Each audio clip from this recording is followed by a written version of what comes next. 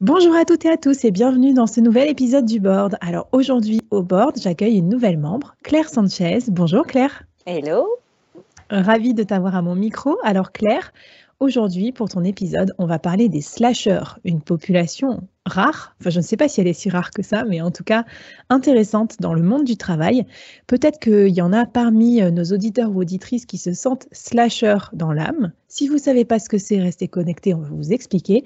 En tout cas, il y en a dans vos équipes, il y en a dans vos clients, il y en a dans vos écosystèmes, ça c'est sûr. Et Claire, en fait, tout simplement, va nous raconter son parcours et ses conseils pour gérer, faire face à ça, d'autant que Claire a écrit le livre Je suis une slasheuse aux éditions Duno.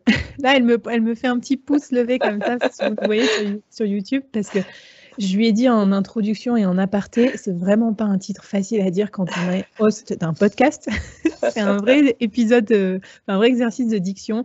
Donc, si vous faites du théâtre aussi et quand ça réouvrira, vous pourrez utiliser ce titre de livre pour faire un virelangue avant de monter sur scène. Tout à fait, tout à fait. Voilà, mais Claire, sois la bienvenue. Je suis ravie que tu nous aides à plonger dans cette population méconnue. Et avant ça, j'aimerais savoir qu'est-ce qui t'a du coup amené à écrire ce livre. Et puis bien sûr que tu nous dises qu'est-ce que c'est les slashers. Bien sûr. Alors, pour commencer sur cette définition, donc un slasher, c'est quelqu'un qui va avoir plusieurs activités professionnelles et en même temps. Parce que très souvent, on confond le terme de switcher et de slasher. Les switchers, c'est les personnes qui changent d'activité, donc qui ne les exercent pas en même temps. Un slasher, vraiment, il va les exercer tout en même temps. Ok, d'accord. Et c'est aussi, moi j'ai déjà entendu en français, multipotentiel. Est-ce que c'est une acception que tu connais, que tu utilises? Alors, c'est tout à fait un terme que j'utilise parce que je l'explique notamment dans mon livre.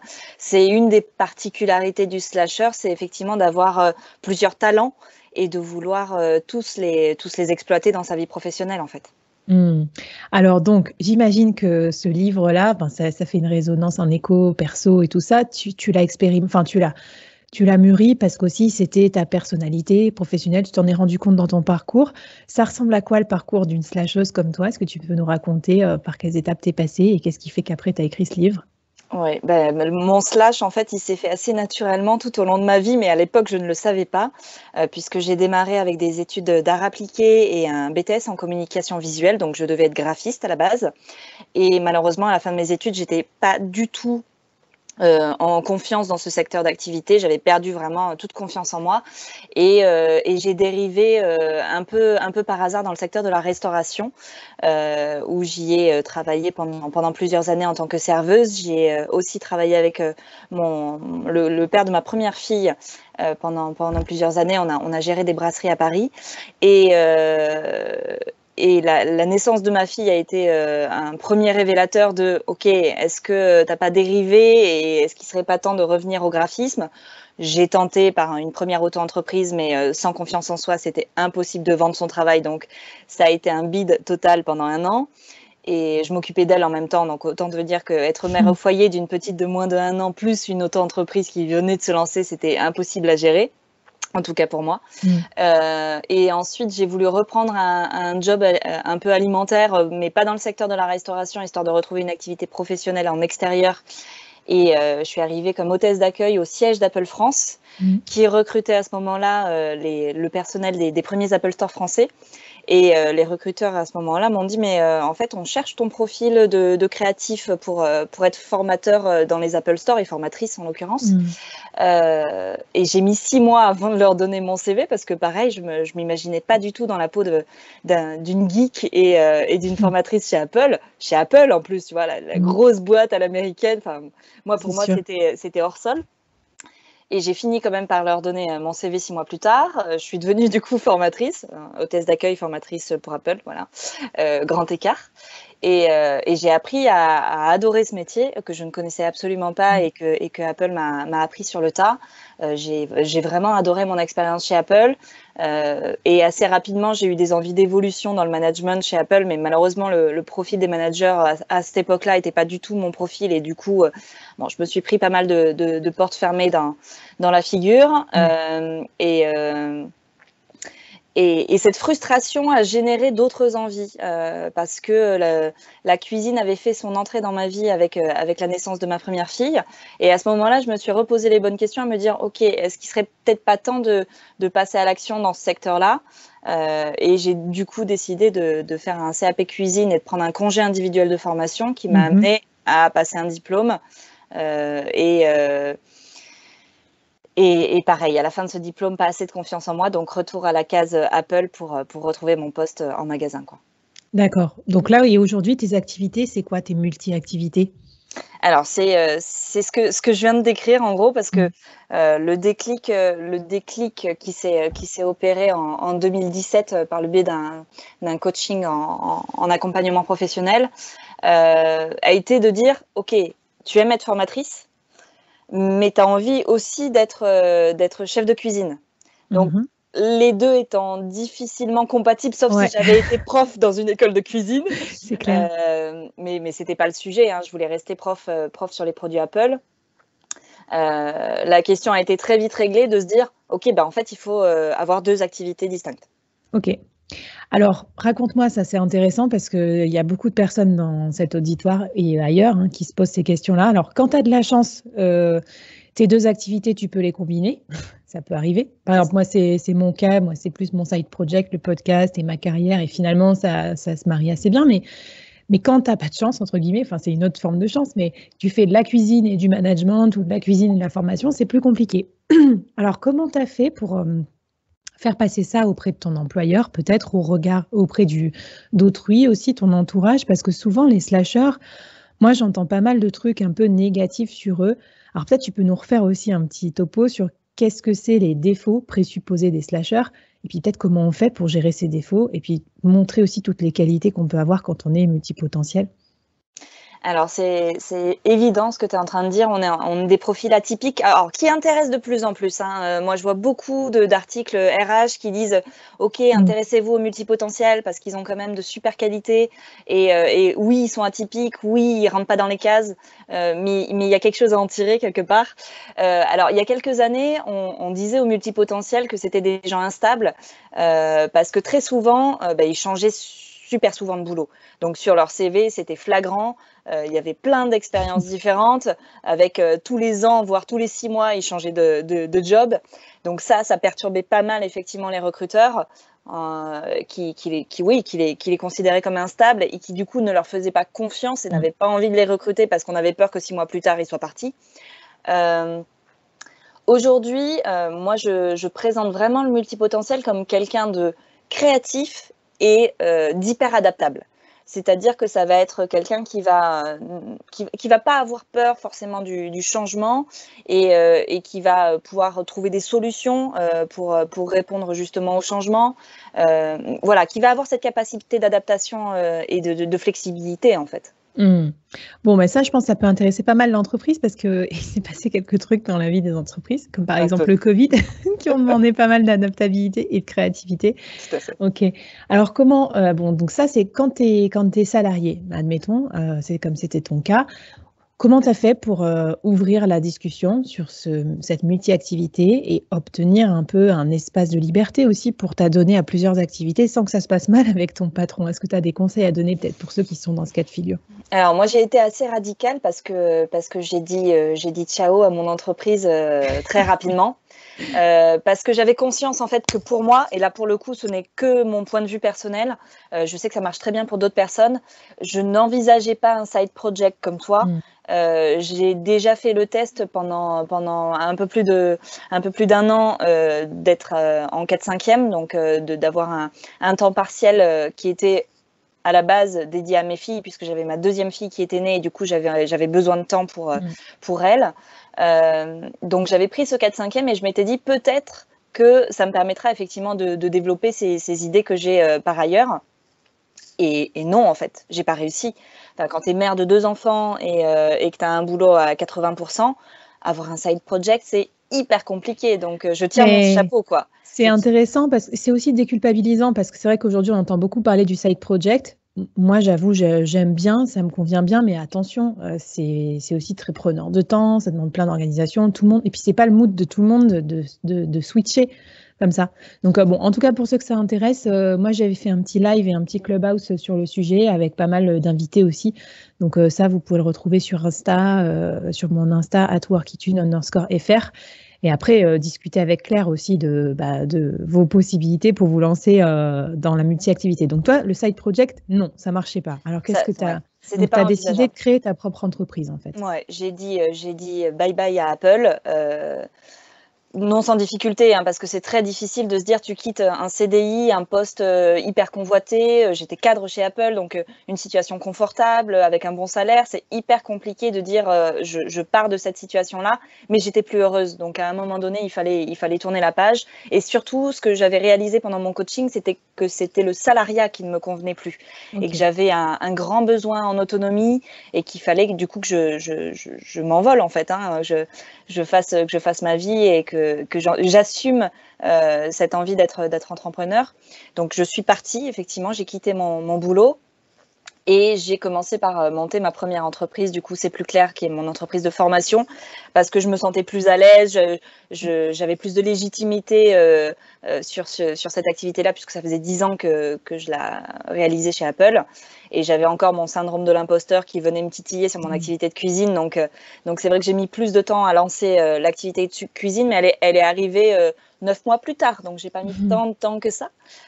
Donc, plus je suis née, 9 mois après, c'est plus clair, quoi. Ok. Bon, alors donc toi, tu as choisi la voie entrepreneuriale. Il y en a qui, malgré tout, se sentent bien dans le salariat, hein, et c'est compatible avec le slashing, j'imagine qu'on dit comme ça. Quel conseil tu aurais pour eux pour pouvoir peut-être s'aménager des missions complémentaires? Enfin, je ne sais pas comment on peut faire pour être heureux en tant que slasher dans un poste donné dans une entreprise. Je pense que ce qui est super important, notamment quand vous avez des managers et des boss qui sont assez ouverts et avec qui vous pouvez discuter vraiment librement, c'est peut-être d'avoir des missions annexes à votre poste. Moi, c'est ce que j'ai fait chez Apple, hein. Très rapidement, j'ai demandé des missions de management d'équipe. J'ai gagné en autonomie comme ça, en fait, hein, en demandant des petites missions à côté de mon poste de formatrice. Et ce qui m'a permis de révéler vraiment mon potentiel, mes compétences, la possibilité de gérer un projet de A à Z seul, de gérer des équipes. Voilà, donc j'ai développé ces compétences-là avec ces missions annexes. Donc effectivement, ça peut être dans le cadre de votre entreprise. Il y a beaucoup d'intrapreneurs dans les entreprises aujourd'hui, et notamment les grosses boîtes, donc qui montent un projet entrepreneurial au sein de leur boîte. D'ailleurs, c'est peut-être une façon, voilà, là encore, de commuer les présupposés défauts en qualité, puisqu'on recherche cet esprit d'entreprendre, y compris auprès des salariés. Donc, voilà, passer de slasher à intrapreneur, ça fait classe comme ça sur votre entretien d'évaluation. Ouais, et puis au-delà de ça, il y a beaucoup de gens qui trouvent leur bonheur, hein. Moi, je connais quelques personnes qui se sont lancées dans ce projet-là et qui ont gagné vraiment en indépendance et qui se sentaient à la base coincés un peu dans leur poste et ne voyaient pas de perspective d'avenir, d'évolution dans leur entreprise. Et l'intrapreneuriat a été une vraie solution, hein, donc pourquoi pas, hein. Moi, j'encourage en tout cas, parce que je sais, j'avais lu un des bouquins sympas sur les dernières sciences de la motivation, que c'est vraiment apprendre des nouvelles compétences, se sentir autonome. Ça fait partie des piliers de la motivation intrinsèque. Donc, c'est vrai que ça aide les gens et ça les aidera à l'avenir à rester motivés dans des jobs, même si l'entreprise ne peut pas, à l'instant T, leur donner une promo ou les former, etc. Donc, ça, c'est top. Alors, on a parlé des salariés, on a parlé des salariés qui quittent l'entreprise. Et moi, il y a une autre population qui m'intéresse, ça m'interpelle, parce que je me sens un peu concernée pour tout te dire. Comment on fait quand on est slasher et qu'on est manager? Parce que là, je pense à mes pauvres équipes et je leur dis pardon. Mais je crois que c'est un petit côté un peu perturbant parce qu'on a toujours 12 000 idées et tout. Est-ce que tu as des conseils à donner aussi aux managers qui se reconnaissent dans ce portrait? Oui, je pense que c'est une véritable qualité, une véritable force pour un manager d'être multipotentiel parce que pour le coup, il y a une empathie et il y a une capacité à se mettre à la place des gens qu'on dirige qui est à mon avis plus grande. Et on va pouvoir vraiment se positionner différemment selon la personne qu'on a en face de soi. Donc c'est en fait faire de ces qualités un transfert sur l'autre et dire ok, moi je fonctionne comme ça, j'ai plusieurs envies, j'ai plusieurs profils. Moi j'aime bien parler de cerveau gauche et de cerveau droit parce que c'est souvent une particularité des multipotentiels, hein. On a vraiment cette diversité d'activités aussi bien rationnelles que créatives. Et quand tu as toi-même cette qualité-là, Du coup, je pense que tu communiques différemment avec la personne que tu as en face. Ok, ouais, tu es plus ouvert peut-être au fait d'avoir des équipes aussi différentes de toi, c'est ça que tu veux dire? C'est ça, différentes de toi, différentes en termes de compréhension des sujets, différentes en termes de réactivité. Y a vraiment une empathie qui va se faire beaucoup plus facilement et beaucoup plus rapidement, à mon avis. Ok, donc l'empathie, ça peut être un point fort des managers. Est-ce qu'il y a d'autres choses sur lesquelles on peut capitaliser quand on est slasher manager? L'organisation. Parce que quand tu es slasher, tu es forcément quelqu'un qui a trouvé des solutions de dingue pour être super organisé. Donc ça fait partie des compétences, à mon avis, intrinsèques et qui sont incontournables pour un manager. Donc ouais, avoir cette compétence organisationnelle, elle est géniale. Bon, ben top, vas-y, ça me rassure un petit peu. Bon, j'ai encore du boulot, évidemment. C'est pour ça que je fais le board et que tous les mercredis, je reçois des super invités à mon micro, hein. Tant qu'à faire, on essaye de s'améliorer à titre perso aussi. Mais voilà. Et du coup, est-ce que tu aurais, toi, un défi, un challenge, peut-être à lancer à nos auditeurs, auditrices? Ah, un défi ou un challenge? Le premier défi, je pense, c'est d'écouter ses envies profondes que très souvent on garde au fond de soi, on les fait taire, on les censure pendant des mois, voire des années. C'est d'abord avoir le courage de s'écouter, d'écouter ses envies profondes, de les écrire sur papier pour que ça laisse une trace. Moi, ça a été un des exercices révélateurs que j'ai fait pendant mon coaching, c'était de dire, OK, quels sont les métiers de rêve que tu aurais voulu faire ou que tu voudrais encore faire, parce qu'à 35 ans, ma vie n'est pas finie, loin de là. Et de les lister, tous ces métiers, et de me dire, ah ouais, en fait, c'est possible, il faut juste que je m'en donne les moyens et que je m'autorise à les faire. Donc, le premier défi, c'est peut-être celui-ci, en fait, de s'autoriser à s'écouter et à lister ses métiers de rêve, quoi. Ok, bah allez, Banco, un petit moment d'introspection à la fin de cet épisode. C'est intéressant, en plus il y a beaucoup de personnes qui cherchent, ben voilà, qui se questionnent. C'est vrai que la crise du Covid, je lisais une stat que 60% des cadres se sentaient plus alignés avec leur entreprise après le premier confinement. Il y a pas mal de projets de reconversion, il y a pas mal de questionnements. Donc bon, je pense que c'est un exercice toujours salutaire à faire. On va vous mettre ça dans les notes de l'épisode aussi, comme ça vous pourrez retrouver le contact de Claire et puis les petits exercices à faire. Du coup, toi qui as une vision peut-être un peu atypique aussi de l'entreprise, je me posais la question, est-ce que tu as des modèles d'entreprise, des types d'entreprise ou des dirigeants qui sont particulièrement des modèles pour toi ou des mentors? Alors, je suis toujours en quête d'un mentor qui me guidera dans la vraie vie, parce que je pense que c'est essentiel de se faire accompagner tout au long de cette aventure. Donc, j'ai pas vraiment de mentor aujourd'hui, malheureusement. Par contre, effectivement, j'observe beaucoup ce qui se passe autour de moi et notamment dans la French Tech et dans les entreprises qui se sont lancées, notamment à Paris. Donc, il y a quelques créatrices que je suis. Pour te citer quelques noms, j'ai Chrysoline de Gastine. Alors, c'est marrant parce qu'il y a beaucoup d'entrepreneurs dans le secteur de la mode qui m'inspirent. Donc, Chrysoline de Gastine, elle a monté Balzac Paris, qui est une marque engagée dans la mode, que j'adore, hein, qui est aujourd'hui portée sur mon dos. Et je trouve qu'il y a plein d'entrepreneurs et notamment des entrepreneurs femmes qui prennent à bras le corps des sujets d'actualité comme l'écologie ou comme la volonté de faire soi-même les choses.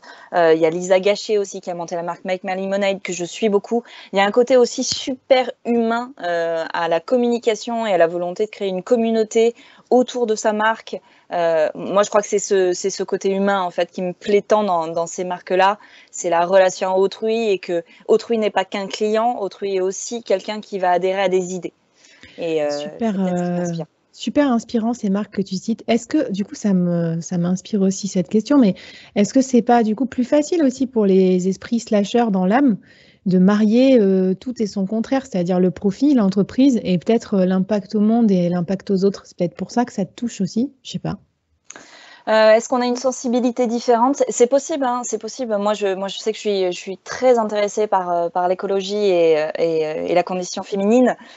Pour ceux qui vont lire mon livre, vous allez le voir, hein, quand même, ça parle beaucoup de femmes entrepreneurs. Donc oui, on a forcément des appétences et une curiosité, en tout cas, dans ces directions-là, et une volonté, en tout cas, de le prendre en compte quand on fait évoluer sa boîte, quoi. Mmh. OK. Bon, en tout cas, c'est bien d'avoir aussi d'autres modèles, plus atypiques d'entreprise, hein. Moi, je suivais aussi leur actu, donc je trouve ça top. Si, tu as un conseil peut-être à donner aux personnes qui nous écoutent aussi sur, comment bien t'entourer dans ta Mmh. vie d'entrepreneur, ou même ça peut être de salarié. Parce que c'est vrai que le board, moi, je l'ai pensé comme un peu un petit comité de direction virtuel, à qui on peut faire appel quand on a des questions, quand on a envie de discuter avec les invités ou parce qu'on peut pas être expert sur tout. Mmh. Toi, tu as qui dans ton board? Est-ce que tu en as un? Tu mettrais qui? Qui c'est qui t'entoure? Comment on fait pour bien s'entourer dans la vie pro? C'est essentiel. Moi, c'était une de mes premières peurs quand je me suis lancée, c'est d'être incapable de monter un réseau parce que je pensais que ça faisait pas partie de mes compétences. Et en fait, c'est tout le contraire. Je l'ai fait naturellement et rapidement.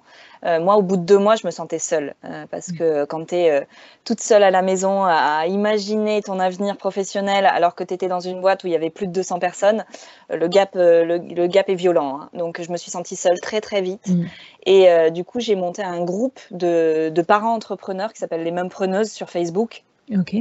et que j'anime depuis presque 3 ans maintenant, pour vraiment avoir ce soutien-là. On est parents et on est entrepreneurs, donc on Mmh. a des difficultés communes et on a des solutions aussi à mettre en commun. Donc c'était vraiment l'idée de ce groupe, c'était de trouver des solutions et de se les partager surtout, de se soutenir dans les moments difficiles et cette année a été particulièrement difficile. Donc il y a eu la création de ce groupe.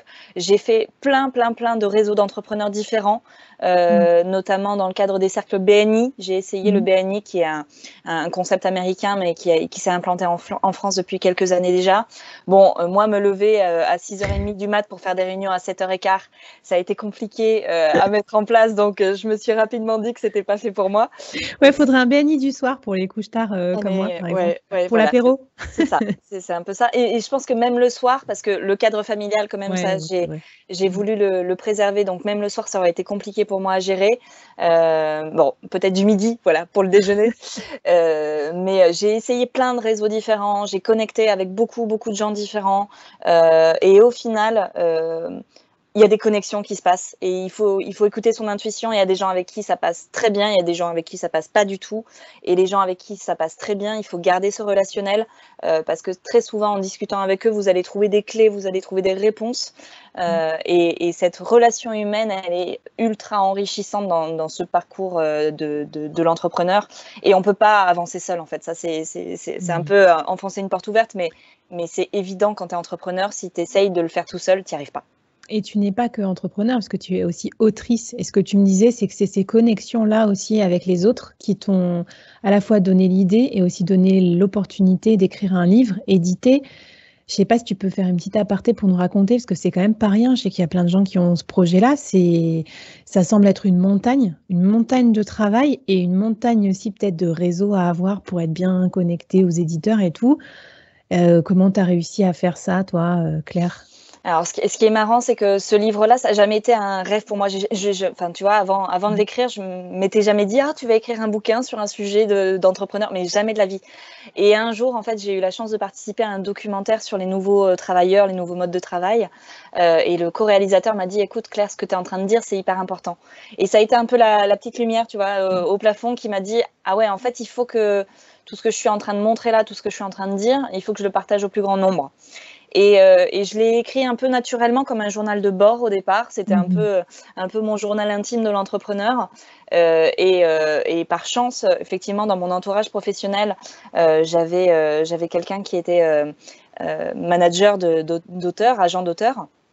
C'est la femme d'un ancien collègue en fait, Mmh. et qui se lançait en France aussi et avec qui ça a matché. Elle était super positive et super enthousiaste au travers du projet que je lui décrivais. Donc on est parti dans cette aventure ensemble. On a Mmh. vraiment redéfini le livre ensemble parce que c'est pas qu'un témoignage, c'est aussi vraiment un guide Mmh. entrepreneurial pour slasheurs. Ça, je le dis bien hein, parce que j'ai eu des lecteurs qui m'ont fait des retours qui s'attendaient à avoir un guide d'entrepreneur de A à Z. C'est pas du tout le cas. C'est vraiment quand tu es slasher et quand tu veux te lancer dans l'entrepreneuriat, quelles sont les différences à mettre en place par rapport à un entrepreneur peut-être OK. plus classique. OK. Donc ce projet-là, il a mis 2 ans quand même à aboutir. Hein. Mmh. Ça a pas été écrit en 6 mois. Hein. On a mis 2 ans. Mais du coup, c'est une preuve, s'il en fallait une, que les slasheurs peuvent être persévérants aussi, terminer les projets. Alors, c'est pas ma première qualité, mais en effet, je la travaille énormément depuis que je suis devenue entrepreneur. Aller jusqu'au fond des choses, aller jusqu'au bout des choses, pas avoir de regrets. C'est un peu ça l'idée de fond, hein. C'est de se dire que si t'as pas mené ton projet à bout, bah, c'est sûr que ça risque pas de réussir, hein. Donc, c'est se challenger là-dessus, en fait. Ouais, bah, top. Bah, écoute, c'est super inspirant et puis j'espère qu'on pourra, enfin que plein de personnes liront ton livre. Si vous êtes intéressé, multipotentiel, slasher, là, racontez-nous un peu ça dans les commentaires. On veut tout savoir. On va avoir vos conseils aussi, parce que peut-être que vous êtes passé par d'autres cas de figure dans votre carrière qui pourraient nous inspirer. D'ailleurs, en parlant d'inspiration, de conseils et tout, je voulais savoir justement à quel type de conseils tu as fait face dans ta carrière, peut-être tes boss, ton entourage, justement par rapport à tes prédispositions slasher. C'est quoi le meilleur conseil qu'on t'ait donné et peut-être le pire aussi dans ta carrière? Je crois que le pire conseil qu'on puisse donner à son équipe, et on l'entend encore beaucoup, c'est cette obnubilation pour l'expertise et la mono-spécialité. Voilà, ça, on l'entend à tort et à travers aujourd'hui. Il faut être dans une niche, il faut être expert sur un sujet en particulier. Et si tu es expert sur plusieurs sujets, c'est que tu n'es pas bon. Ça, c'est une bêtise, en fait. Je pense qu'on peut être bon dans plusieurs sujets. À partir du moment, effectivement, où on se focalise dessus un minimum de temps et on gagne en expérience, parce qu'il n'y a que l'expérience qui fait de toi un expert, à mon avis, hein. Il n'y a pas que les connaissances, il y a aussi l'application sur le terrain. Donc ça, c'est la pire des bêtises qu'on puisse dire, à mon avis. Et le meilleur conseil, c'est de se faire confiance et de s'écouter, en fait. Ouais. Eh ben, écoute, vas-y Banco. Moi, ça, en plus, ça me fait une petite résonance particulière parce que ça me rappelle un de mes anciens managers, mais que j'apprécie énormément, hein, quand on est manager généraliste, comme c'est plutôt mon cas depuis mon début de carrière, manager des opérations, etc., on m'a dit à un moment, voilà, il va falloir que tu te spécialises aussi. Et bon, bah, du coup, finalité, j'ai décidé plutôt d'interviewer des experts toutes les semaines que de devenir moi-même une experte. Donc voilà, on peut trouver des petits pieds de nez aussi, des petites façons de s'en sortir dans sa carrière autrement. Tout à fait, tout à fait. Est-ce que tu aurais, toi, des lectures, des inspirations, des sites, je sais pas, des podcasts à nous recommander ou qui te plaisent ou qui t'inspirent au quotidien? Alors, tu ne le vois pas, mais je suis en train d'ouvrir mon livre parce que moi, je suis très mauvaise pour retenir le nom des livres et des podcasts. Et j'en ai noté plein dans mon bouquin, donc je vais t'en citer quelques-uns. Sur la question des podcasts, il y en a pas mal que j'écoute. Celui de Ticket for Change vécu, qui est très inspirant. Il y a le podcast de Clotilde Dussolier, Change ma vie, qui aussi donne beaucoup de pistes sur comment s'écouter et comment suivre ses intuitions et sa voix. J'écoute aussi beaucoup Les Équilibristes, qui interviewe des profils un peu atypiques comme le mien. J'écoute aussi Young, Wild and Freelance, qui lui se focalise beaucoup sur ces portraits d'indépendants, d'entrepreneurs indépendants. Et sur la question des livres, j'en ai lu pas mal aussi. Il y en a certains qui m'ont inspiré plus sur la partie écoute de soi et d'autres plus sur la partie organisationnelle.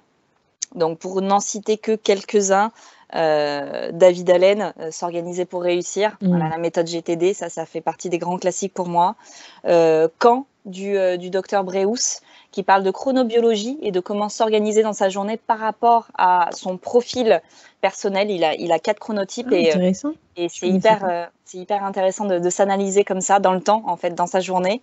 Qu'est-ce que je peux te citer d'autre? Charles Pépin. Je suis une grande fan de Charles Pépin et notamment de la gestion de l'échec, qui est un sujet que j'aborde beaucoup dans mon livre, parce qu'en tant qu'entrepreneur, il faut savoir gérer l'échec, et je trouve que son approche est hyper intéressante et m'a beaucoup inspirée. Donc voilà, Charles Pépin, il parle de confiance en soi aussi dans son autre livre. Donc c'est un philosophe que je suis beaucoup aussi. Bah super, bah écoute, on rajoute ça sur notre reading list, hearing list ou je sais pas quoi. Elle est longue déjà, mais c'est chouette, moi je trouve, d'avoir, voilà, en fonction aussi des affinités, des petits conseils. Si on devait résumer un peu du coup ton approche professionnelle, ta carrière, tout ça, ce serait quoi ton mantra pro? Je vais peut-être me répéter parce que je te l'ai dit plusieurs fois dans le podcast, mais mon mantra pro, c'est de m'écouter au quotidien, de suivre mon intuition, de me faire confiance. Quand je sens qu'il y a quelque chose qui marche pas bien ou qui ne me convient pas, de réorienter assez rapidement pour repartir dans la bonne direction. Quand je sens que mon énergie est down aujourd'hui, peut-être faire en sorte que ma journée soit plus fluide et plus smooth pour qu'elle se passe mieux. Voilà, je suis beaucoup dans le sensoriel à l'heure actuelle et dans le fait effectivement de suivre les directions que j'ai envie de prendre moi et pas celles qu'on m'impose de l'extérieur. Intéressant et adaptabilité encore. C'est ça. Est-ce que pour finir, tu aurais un dernier conseil à donner, aux dirigeants, aux dirigeantes qui nous écoutent? Peut-être faire un final justement sur cette gestion de l'échec, parce que c'est pas quelque chose qu'on nous apprend à l'école quand on est petit et je trouve ça très compliqué de devoir, acquérir cette notion-là quand tu es adulte, avec tous les prérequis qu'on t'a donnés. Comme quoi l'échec c'est honteux, c'est difficile à subir et surtout à remonter la pente derrière. Moi, je crois que l'échec, ça fait partie de la vie et ça fait partie surtout de la vie d'un entrepreneur et que c'est pas quelque chose qui marque une fin, mais qui marque le début d'autre chose. Donc cette notion d'échec, elle est importante à prendre en compte très rapidement, en fait. Waouh, bah, écoute, très, très bien. Je pense que c'est quelque chose qu'on va tous retenir et qu'on va essayer de bosser avec nos équipes ou pour nous. Claire, merci pour cet échange, c'était super inspirant. Merci. Donc, je rappelle, on te retrouve, on va te mettre en commentaire du podcast là, tous les contacts pour te retrouver. C'est quoi? C'est sur LinkedIn, sur Insta? Quels sont tes canaux de prédilection? Ouais, LinkedIn, Insta, j'ai aussi une page Facebook, j'ai une chaîne YouTube qui est en train de se développer, donc vous pouvez me retrouver sur pas mal de réseaux sociaux à l'heure actuelle. Et en librairie, des commerces désormais essentiels pour retrouver Je suis une slasheuse. Voilà, assez repérable dans la librairie puisque très coloré. Ouais, ça marche. En tout cas, merci Claire et à très bientôt dans les prochains épisodes du board. Bye bye à tous. Merci à toi.